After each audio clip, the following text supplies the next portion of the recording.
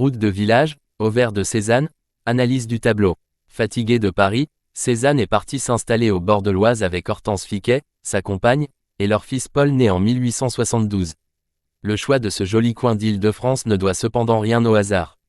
C'est en effet dans la vallée de l'Oise que le Paris artistique des années 1870 a installé ses quartiers de campagne.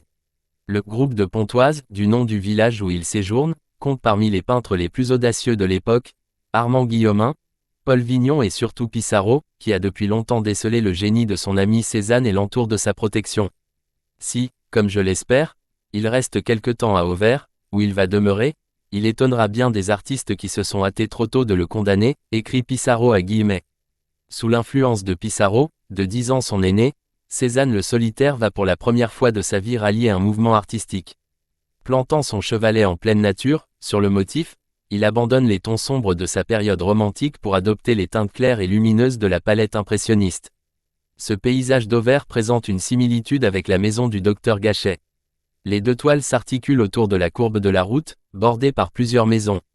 Aucune figure n'anime ce paysage presque sauvage, sur lequel plane une impression de silence pesant. Auvers inspirera à Cézanne d'autres paysages célèbres comme la maison du pendu. Les 2 années dans l'Oise sont pour Cézanne une période heureuse, mais chiche. La maigre pension que lui verse son père ne suffit pas à faire vivre sa compagne et son fils. Pissarro le présente au père Tanguy, un marchand de couleurs parisien amateur d'art, qui lui échange des toiles et des peintures contre ses tableaux.